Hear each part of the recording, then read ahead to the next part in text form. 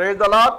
ఈరోజు మన లేఖన భాగము యోహాను సువార్త 8వ అధ్యాయము 36వ వచనం చదువుకుందాం. కుమారుడు మిమ్మును స్వతంత్రులుగా చేసినలా మీరు నిజముగా స్వతంత్రులైందురు. ఆమేన్. దేవునికి స్తోత్రం. హల్లెలూయా, హల్లెలూయా, హల్లెలూయా.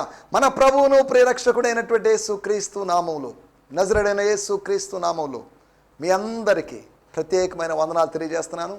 మీ కుటుంబ సభ్యుల్లో లేకపోతే ప్రస్తుతం ఈ కార్యక్రమాన్ని చూస్తున్న వారు ఎవరైనా సరే వారందరికీ పేరు పేరున ప్రత్యేకమైన వందనాలు తెలియజేస్తున్నాను. హల్లెలూయా. మీరందరూ ఆరోగ్యంగా బలంగా ఉన్నారని నేను భావిస్తున్నాను. ఆత్మీయతలో అనగా ఆత్మీయంగా ఎదుగుతున్నారని ఆశిస్తున్నాను. ఆత్మీయంగా ఎదగాలి, బలహీన పడడానికి వీల్లేదు. స్తోత్రం. వారు రెక్కలు చాపి పక్షిరాజు వలె ఎగురుతారు. ఎగిరేటువంటి అనుభవం కావాలి మనకు. ఉన్నతమైన స్థలాల్లోకి వెళ్ళేటువంటి అనుభవం, డీప్గా వెళ్ళేటువంటి అనుభవం, లోతుగా వెళ్ళేటువంటి అనుభవం మనకు కావాలి. స్తోత్రం.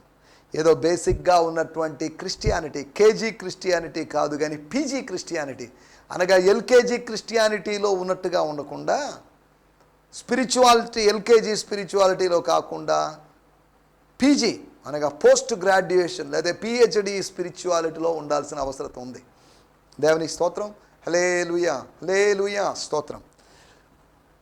గత ఎపిసోడ్లో అనగా నిన్నటి ఎపిసోడ్లో యోహాను సువార్త 8వ అధ్యాయము 35వ వచనం నుంచి కొన్ని విషయాలు మనం ఆలోచించాం.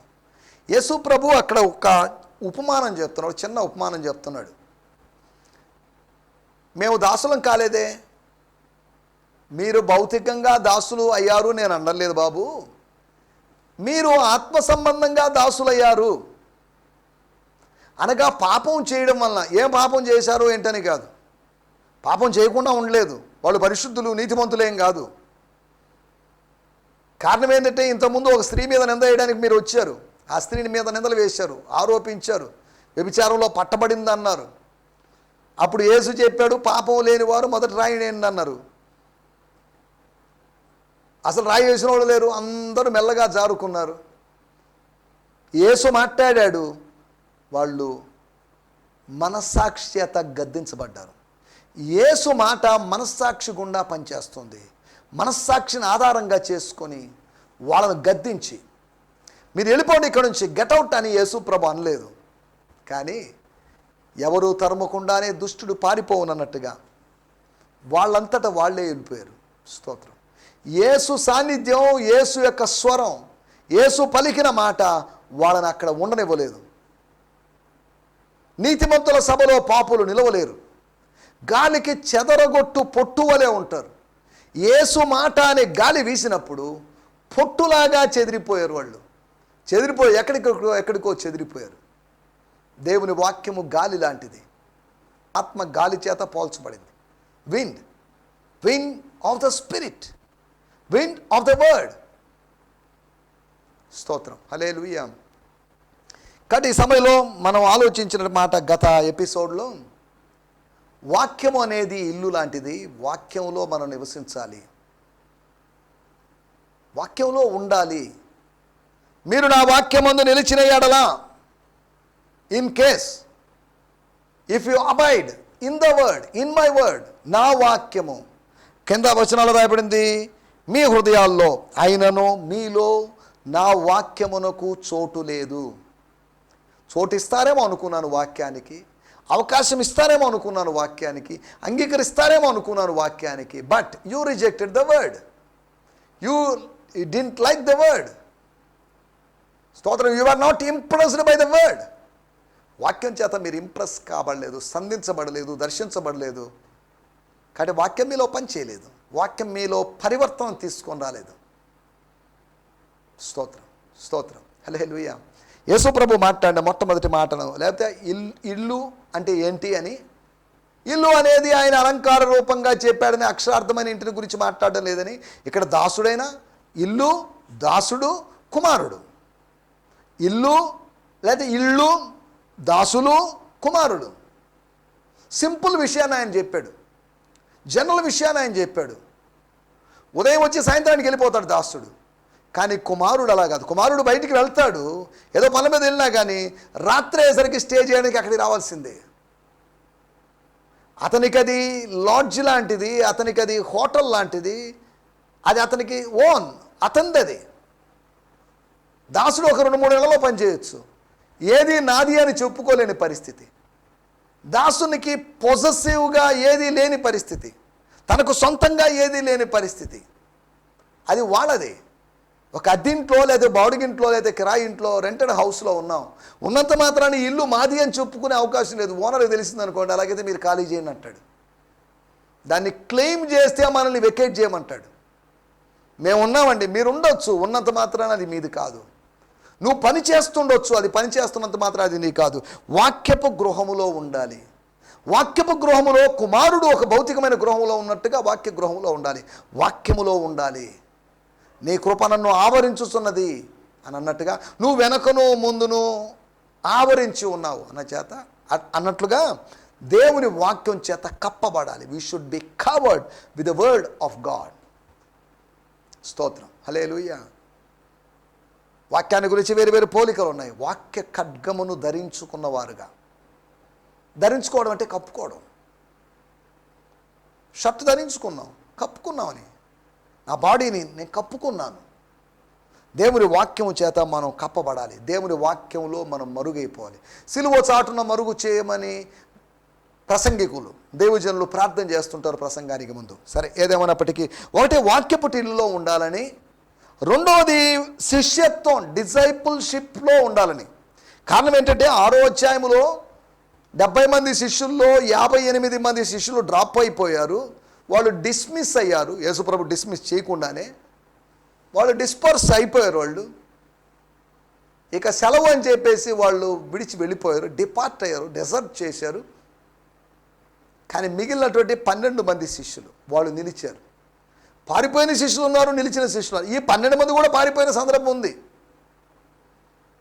దూరం నుంచి వెంబడించిన ఒక శిష్యుడు, పారిపోయిన శిష్యులు. ఇక జీవితంలో ఎన్నటికీ యేసును కలుసుకోకూడదనో, ఇంకా ఆయన పరిచర్యో లేకపోతే దీంతో మన సంబంధం లేని విధంగా ఉండాలి అన్నట్టుగా వాళ్ళు వెళ్ళిపోయారు. వాళ్ళు ఎన్నడూ తిరిగి రాలేకపోయారు. స్తోత్రం, హల్లెలూయా. శిష్యత్వంలో నిలవాలి, శిష్యుడిగా ఉండాలి. అనే సేవకుడిగా ఎదగకూడదని కదా అని అర్థం. ఒక సేవకుడు కూడా శిష్యుడే. బోధిస్తున్న నేను ఒక విద్యార్థినే, అధ్యాపకుడిని కావచ్చు. అలాగని చెప్పేసి నేను శిష్యుడిగా ఉంటూ, ప్రతి గురువు కూడా పరమ గురువు దగ్గర శిష్యుడే. కానీ కొంతమంది శిష్యులు అనబడిన వాళ్ళకి ఆయన గురువుగా ఉన్నాడు. మీలో ఎవరు గురువులనే బోధకులని పిలువబడొద్దు. కారణం ఏంటంటే మీ గురువు ఒక్కడే, మీ బోధకుడు ఒక్కడే. ఎంతమంది గురువులు లేరు, ఎంతమంది బోధకులు లేరు. మీ బోధకుడు ఒక్కడే, గాడ్ ఆర్ క్రైస్ట్. దేవుని స్తోత్రం, హల్లెలూయా. శిష్యత్వపు ఇంటిలో నివసించాలని. మూడవదిగా మనం పవిత్రమైనటువంటి ఇంట్లో, పవిత్రతలో నిలవాలని, పరిశుద్ధులుగా నిలవాలని, పరిశుద్ధతను కోల్పోకుండా ఉండాలని. పాపం చేసిన వాడు పరిశుద్ధతలో ఉండడు, కానీ అపవిత్రతలో ఉంటాడు. పాప పంకం అంటినప్పుడు అని భక్తుడు పాడతాడు. పాపము అనేటి పంకము అనగా బురద. ఆ బురద అంటినప్పుడు, పాపపు బురదను అంటించుకున్నట్టు ఆత్మ. భౌతికమైన బురద కనిపిస్తుందేమో కానీ పాప పంకము కనిపించదు. ఆత్మ సంబంధమైన ఈ బురద, ఈ మలినం అంటినప్పుడు దేవుడు దాన్ని దూరం నుంచి గుర్తించినప్పుడు, లేకపోతే దాని దుర్వాసన, బురదకు వాసన ఉంటుంది. అది సుగంధ వాసన లాంటిది కాదు, అది భరించలేని వాసన. పాపము దుర్వాసనతో కూడుకున్నది, పరిశుద్ధత సువాసనతో కూడుకున్నది. దేవుని స్తోత్రం, హల్లెలూయా. పవిత్రత అనేటువంటి ఇంటిలో. నాలుగవది విశ్వాసపు ఇంటి, విశ్వాస గృహమునకు చేరిన వారికి. కొంతమంది చేరుతున్నారు విశ్వాస గృహానికి, అనగా ఆది దినాల్లో సేవకులకు కాదు, ఆది దినాలలో ఆది సంఘంలో అవసరతలో ఉన్నటువంటి పరిశుద్ధులందరికీ వాళ్ళు హెల్ప్ చేస్తూ వచ్చారు. యెరూషలేము నుంచి ఫండ్ తీసుకొచ్చి యాంటియోకో లేదా యాంటియోకో నుంచి అక్కడికో ఇక్కడికో, ఏ చర్చ డబ్బులు ఆ చర్చలో ఖర్చు పెట్టుకోకుండా అపోస్తుల ద్వారా, సేవకుల ద్వారా అటు ఇటు మనీ పంపించినటువంటి, సహాయం పంపించిన సందర్భాలు మనం అపోస్తుల కార్యములో చూడొచ్చు. విశ్వాసములో చేరినవారు, నూతన విశ్వాసములో చేరినవారు అనగా మతపరమైన విశ్వాసాలను విసర్జించి ఆత్మ సంబంధం మార్గపు విశ్వాసములో చేరినవారు. దేవుళ్ళు అనబడినటువంటి వారి ఆ విశ్వాసములో ఉన్నవాళ్ళు నిజ దేవుని విశ్వాసములోకి వచ్చిన వాళ్ళు, ఫెయిత్లోకి వచ్చిన వాళ్ళు. మతములోకి కన్వర్షన్ కాదు, it's a conversion into the faith, new faith. We are embracing new faith. స్తోత్రం. క్రైస్తవత్వంలో కొన్నాళ్ళు ఏదో డినామినేషన్లో, లేకపోతే కేరళ వాళ్ళ సిరియన్ ఆర్థోడాక్స్, లేకపోతే జకోబైట్ అనేటువంటి డినామినేషన్లో ఉన్న మేము. దేవుడు నన్ను దర్శించాడు కొన్ని సంవత్సరాల క్రితం, 28-29 సంవత్సరాల క్రితం బాప్తిజం తీసుకొని ఈ విధానాల్లోకి రావడానికి ప్రభు సహాయం చేశాడు. దేవుని స్తోత్రం, హల్లెలూయా. గత ఎపిసోడ్లో మనం 4 గృహాల్లో నివాసం, 4 గృహాల్లో ఒకేసారి నివాసం చేయగలమా వేరువేరుగా అని మనం ఆలోచించాల్సిన అవసరం లేదు. ఈ అనుభవాలు మనం కలిగి ఉండాలి. ఒక ఇల్లు ప్రతి మనిషికి అవసరం, అలాగే విశ్వాసికి కూడా ఇల్లు అవసరం. విశ్వాసే ఇల్లు లాంటి వాడు. విశ్వాసి నిత్య నివాసానికి వెళ్ళేటువంటి రోజు రాబోతుంది, అది వేరే విషయం. వాడికి సొంత గృహం ఉంది, అదే సమయంలో వాడే గృహము, అదే సమయంలో దేవుని మందిరము అనే యొక్క నివాస స్థలము, అంతేకాకుండా దైవ రాజ్యము వారి నివాస స్థలం. అనగా దేవుని బిడ్డలుగా 4 నివాస స్థలాలు ఉన్నాయి. అన్ని జనులకైతే నివాస స్థలం అనబడింది ఒకటే ఉంటుంది. సరే, దేవుని స్తోత్రం. వీటి గురించి మనం గత ఎపిసోడ్లో మాట్లాడుకున్నాం. ఈ ఎపిసోడ్లో యోహాను సువార్త 8వ అధ్యాయము 36వ వచనము, gospel according to John 8th chapter verse 36. స్తోత్రం, స్తోత్రం. కుమారుడు మిమ్మును స్వతంత్రులుగా చేసిన ఎడల మీరు నిజముగా, దేవుని స్తోత్రం, హల్లెలూయా. యేసు ప్రభు చెప్తున్నట్టు మరొక స్టేట్మెంట్, మరొక సెన్సేషనల్, మరొక ఇంపార్టెంట్, మరొక వైటల్ స్టేట్మెంట్ చూడండి. 36వ వచనం నేను చదువుతున్నాను. స్తోత్రం, స్తోత్రం. So if the sun, S O N కాదు, if the sun sets you free from sin. సిన్ను పోవాలంటే సన్ను కావాలి. స్తోత్రం. మరక మంచిదేనే అడ్వర్టైజ్మెంట్ ఉంది. మరక మంచిది కాదు, మరక పోవాలి. పాపము మరక పోవాలి, పాపపు డాగు పోవాలి. If the sun sets you free from sin, then become a true son and be unquestionably free. అనగా మీరు నిజమైనటువంటి కుమారుడుగా, సిన్ను తీసి సన్నుగా మారుస్తున్నాడు మనల్ని. ఇక్కడ సన్ అనేదానికి 2 సన్లు ఉన్నారు. సన్ అనేదానికి ఎస్ అనేది క్యాపిటల్ లెటర్ ఇచ్చింది, అది యేసు ప్రభుని ఉద్దేశించి. ఇంకో సన్ను మనల్ని ఉద్దేశించి సన్ అనేది. ఆయన సన్ను, మనము సన్ను. ఆయన గురించి చెప్పినప్పుడు క్యాపిటల్ ఎస్తో ఇచ్చింది ఈ వర్షన్లో. మన గురించి చెప్పినప్పుడు స్మాల్ లెటర్ ఎస్లో ఇచ్చింది. అనగా సన్నుకి తేడా, 2 ఒకటే, ప్రొనౌన్సియేషన్ ఒకటే. అనగా దేవుని కుమారుడు, మనం కూడా దేవుని కుమారులమే, దేవుని కుమారులు. స్తోత్రం. మా ఆయన పెద్ద కుమారుడు, మనం చిన్న కుమారుడు. అనగా పాపాన్ని తొలగించబడితేనే మనం సన్ అవుతాము. పాపము సిన్ను పోతేనే, సిన్ను క్యాన్సల్ అయితేనే, సిన్ను కొట్టేస్తేనే, మనలో నుంచి పాపము తొలగించబడితేనే మనం సన్ అవుతాము. స్తోత్రం. సిన్ను ఉన్నవాడు సన్ను కాదు. స్తోత్రం. సిన్ ఉన్నవాడిని సన్ అయినవాడు, అనగా దేవుని కుమారుడుగా ఉన్నటువంటి యేసు అంగీకరించలేడు. సరే, ఏదేమన్నప్పటికీ మనం కొద్దిగా జాగ్రత్తగా ఆలోచిద్దాం. మన టైటిల్ అక్కడ రాయబడిన మాట, మీరు నిజముగా స్వతంత్రులై ఉంటారు. స్తోత్రం. 36వ వచనములో కుమారులు కాదు, కుమారుడు అంటున్నప్పుడు ఈ కుమారుడు ఎవరంటే దేవుని కుమారుడు, మనుష్య కుమారుడు, పెళ్లి కుమారుడు అని చెప్పబడిన యేసు. కుమారుడు మిమ్మల్ని స్వతంత్రులుగా చేసినలా కుమారుడు చేస్తాడు. కుమారుడు చేయాలనుకుంటున్నాడు, స్వతంత్రులుగా చేయాలనుకుంటున్నాడు. ఎవరిని? ముందుగా నిర్ణయించబడి కుమారులుగా, కుమార్తెలుగా ఉండాలి అనుకున్న వాళ్ళని ఆయన మారుస్తున్నాడు.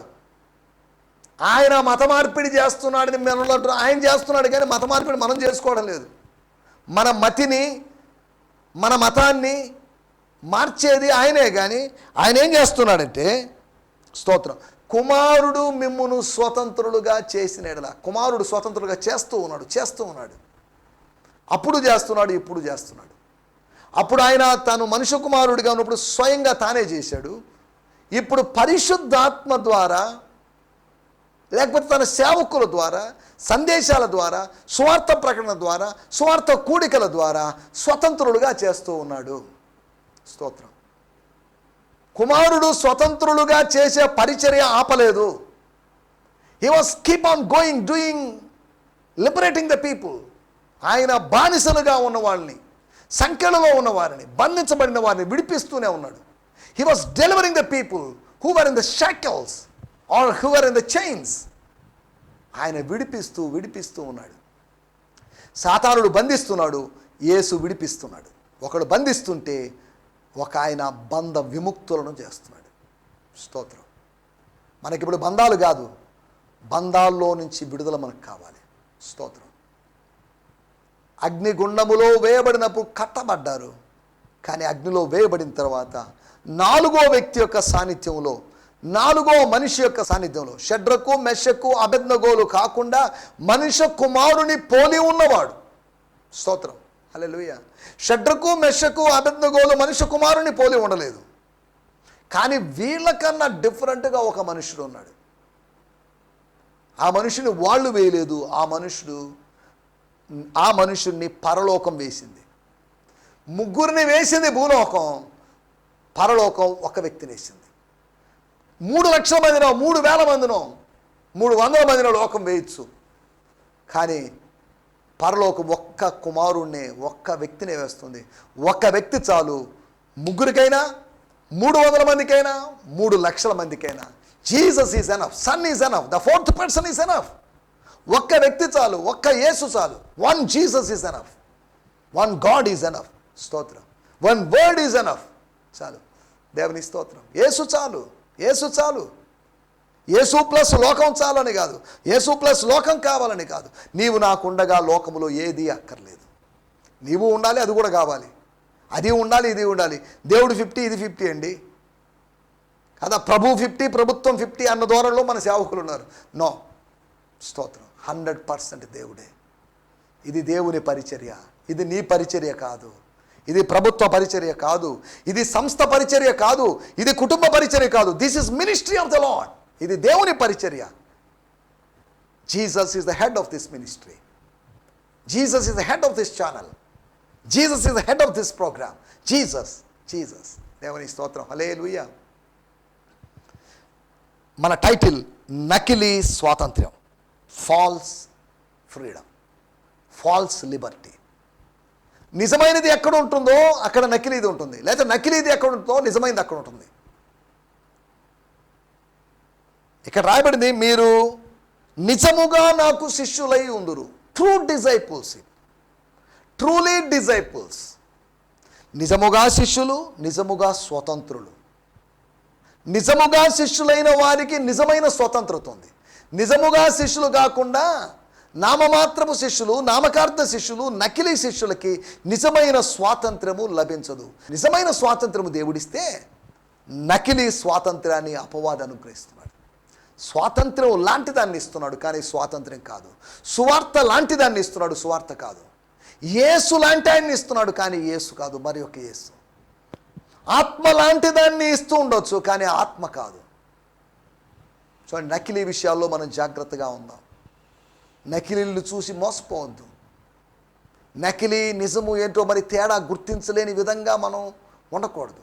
ఉప్పు కర్పూరం ఒకేలాగా ఉన్నాయని చెప్పేసి వాటి యొక్క పనులు ఒకలాగా లేవు. రంగు ఒకటే, కానీ వాటి యొక్క స్వభావాలు వేరువేరుగా ఉన్నాయి, వాటి రుచులు వేరుగా ఉన్నాయి. ఒక పచ్చడి చేసుకున్నాం, ఒక పికిల్ చేసుకున్నాం, ఊరగాయ చేసుకున్నాం, ఇంత కర్పూరం వేయము, కానీ స్తోత్రం ఉప్పే వేస్తాం. ఉప్పుకు నిలువ చేసే స్వభావం ఉంది, కర్పూరానికి నిలువ చేసే స్వభావం లేదు. కర్పూరానికి కాలిపోయి, అరిగిపోయి, కరిగిపోయే స్వభావం ఉంది.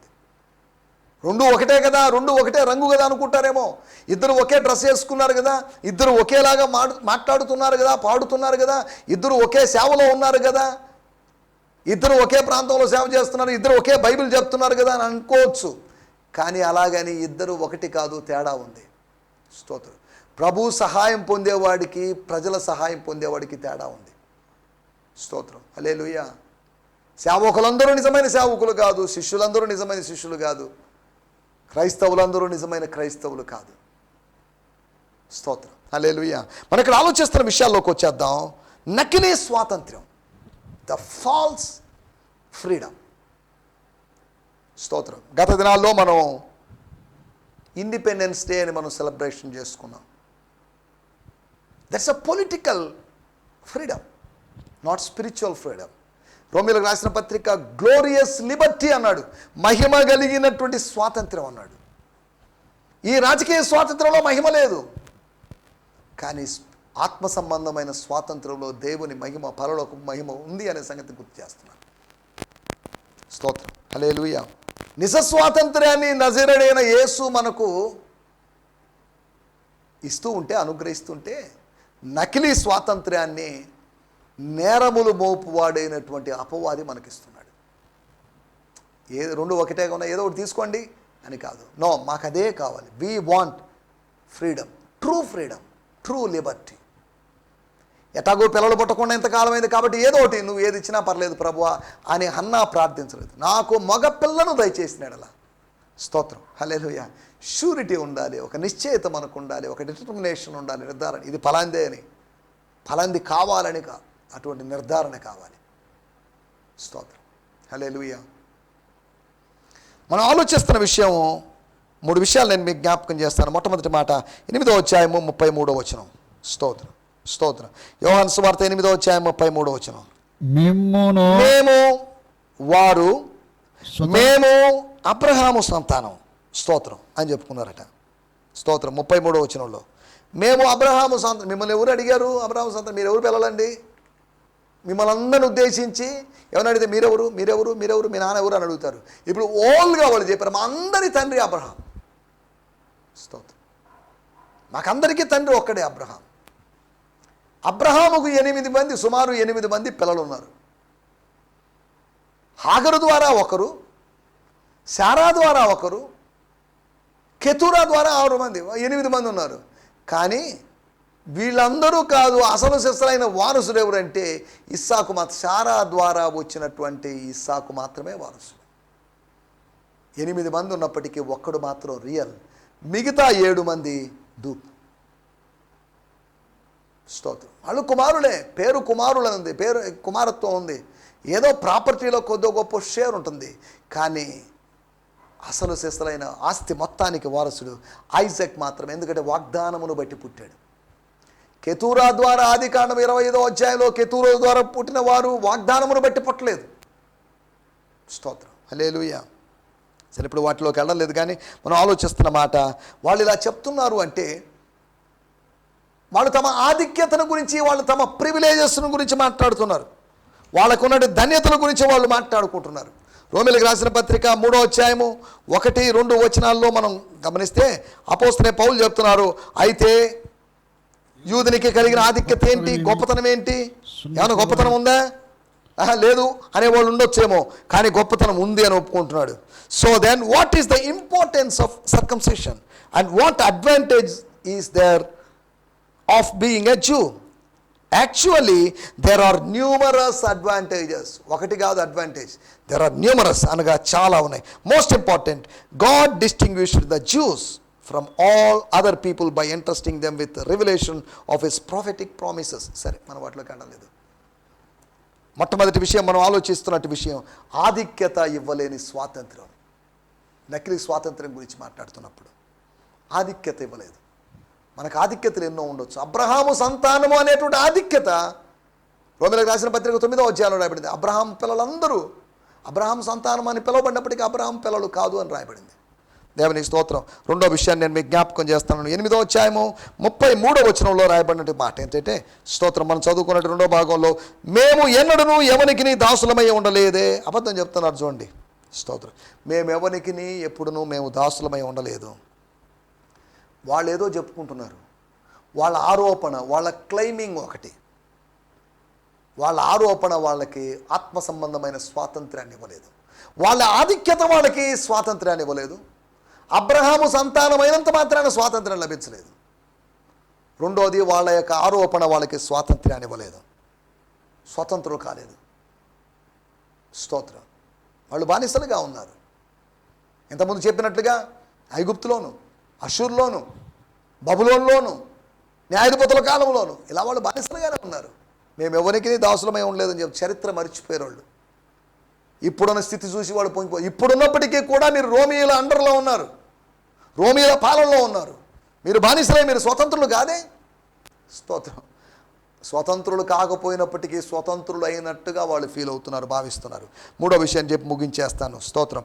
యోహాను సువార్త 8వ అధ్యాయం 24వ వచనం. 8వ అధ్యాయం 24వ వచనం. కాగా మీ పాపముల్లోనే ఉండి మీరు చనిపోవదురని మీతో చెప్పాను నేను. ఇంతకుముందు చెప్పాడు. ఎక్కడ చెప్పాడు? స్తోత్రం. ఆ పైన వచనంలో చెప్పాడు, 21వ వచనంలో చెప్పాడు, నేనే ఆయననని మీరు విశ్వసించని ఎడల, నేనే ఆయనని మీరు విశ్వసించకపోతే, నేనే మెస్సియానని మీరు విశ్వసించకపోతే మీకేం జరుగుతుందో తెలుసా? మీ పాపములకు పరిహారం ఉండదు, మీ పాపములకు క్షమాపణ ఉండదు, మీ పాపములకు విముక్తి ఉండదు. మీరు మీ పాపములోనే ఉండి చనిపోవుదురని వారితో చెప్పాను. నో డౌట్, నేనే ఆయననని, నేనే పంపబడిన వాడిని, తండ్రి చేత పంపబడిన వాడిని మీరు విశ్వసించాలి. నన్ను ఏదో భౌతికమైన వ్యక్తిగా, వడ్రంగివాని కుమారునిగా, యోసేపు కుమారునిగా, మరియమ్మ కుమారునిగా చూడటంలో అర్థం లేదు. మరియా తనయాని పాడుకోవడంలో అర్థం లేదు. నేనే ఆయనని, అభిషేక్తుడని, మెస్సియానని, మనం ఎదురు చూస్తున్న వ్యక్తి ఆయనేనని, యెషయా ప్రవచించిన, మోషే ప్రవచించిన వ్యక్తి ఆయనేనని మనం భావించాల్సిన అవసరం ఉంది. అలా విశ్వసించాలి. మూడో విషయము, అవిశ్వాసం ఇచ్చేటువంటిది నకిలీ స్వాతంత్రం. నిజ విశ్వాసము నిజ స్వాతంత్రం ఇస్తే, అవిశ్వాసము, unbelief gives fake or false freedom. But true belief in Jesus Christ gives true freedom. స్తోత్రం. హల్లెలూయా. నా మాటలు నేను ఇక్కడ ముగిస్తున్నాను. ఆధిక్యత, వాళ్ళ యొక్క ఆరోపణ, వాళ్ళ యొక్క అవిశ్వాసం, వీటిని బట్టి నకిలీ స్వాతంత్ర్యాన్ని వాళ్ళు పొందుకున్నారు. ప్రార్థన చేసుకుందాం. పరిశుద్ధమైన మా దేవా, మీకు వందనాలు చెల్లిస్తున్నాం. ఈ దినాల్లో మాకు ఆఫర్గా సాతానుడు నకిలీ స్వాతంత్ర్యం ఇస్తున్నాడు. నిజముగా మీరు స్వతంత్రులై ఉంటారు అని మీరు చెప్పారు. మాకు ఆ నిజమైన స్వాతంత్ర్యం కావాలి, నిజమైన ఆత్మీయ స్వాతంత్ర్యం కావాలి. ప్రభువా, ఆధిక్యత యూదులకు నిజమైన స్వాతంత్ర్యాన్ని ఇవ్వలేదని, వారి యొక్క ఆరోపణ వారికి నిజమైన స్వాతంత్ర్యాన్ని ఇవ్వలేదని, అంతేకాకుండా నాయన మూడవదిగా మేము చూసినట్టు వాళ్ళ అవిశ్వాసమును బట్టి వారు నకిలీ స్వాతంత్రంలో నిలిచిపోయారని మేము అర్థం చేసుకున్నాం. ఇటు అనుభవాల్లో ఉండకుండా నిజ స్వాతంత్రపు అనుభవంలో ముందుకు సాగుతూ సాయం చేయమని యేసుక్రీస్తు నామములోనే ప్రార్థించడుగుతున్నాం పరమ తండ్రి. ఆమేన్, ఆమేన్, ఆమేన్. దేవుని స్తోత్రం. మీ అందరికీ వందనాలు. ప్రభు మిమ్మల్ని దీవించునుగాక. ప్రభు చిత్తమైతే రేపు ఉదయకాలం ఇదే సమయంలో ఇదే ఛానల్ అనగా శాంతి టీవీ ఛానల్లో కలుసుకుందాం. దేవుని స్తోత్రం. హల్లెలూయా. ఈ సందేశము మీకు ఆశీర్వాదకరంగా ఉందని నమ్ముచున్నాము. ప్రార్థన అవసరతల కొరకు మమ్మల్ని సంప్రదించవలసిన మా చిరునామా గిద్యోన్ మిషన్ చర్చ్, 6వ వీధి, శాంతినగర్, నెల్లూరు 4, ఆంధ్రప్రదేశ్. పిన్ 524004. మా ఫోన్ నంబర్లు 7036443613 మరి ఒక నంబర్ 9392293010. మా ఈమెయిల్ ఐడి gfihmi2015@gmail.com. దేవుడు మిమ్మును ఆశీర్వదించునుగాక. ఆమేన్.